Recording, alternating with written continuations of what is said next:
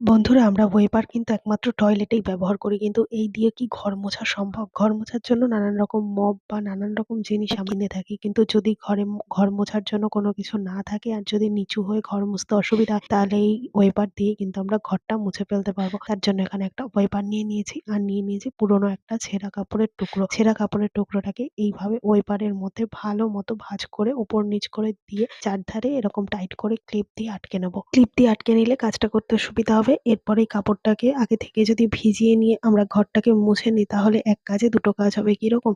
যেরকম আলাদা করে ঝাড় দিতে লাগবে না, সুন্দর মতো কিন্তু ঘরটা মোছাও হয়ে যাবে। আলাদা করে কোনো রকম মপ বা কোনো কিছু কেনার দরকার পড়বে না ঘর মোছার জন্য। শুধুমাত্র যে মেঝে পরিষ্কার হবে তা কিন্তু নয়, দেয়ালের ঝুল ঝাড়া থেকে শুরু করে সমস্ত কিছুই কিন্তু সুন্দর মতো এটা দিয়ে আমরা পরিষ্কার করে নিতে পারবো। তাহলে দেখতেই পেলে, একটা ওয়েপার কিনলে কিন্তু আমাদের ঝাঁটা মপ কোনো কিছু কেনার আর প্রয়োজন পড়বে না। কাজটাও কিন্তু অনেক সুন্দর মতো আমরা একটা জিনিস দিয়ে করে নিতে পারবো।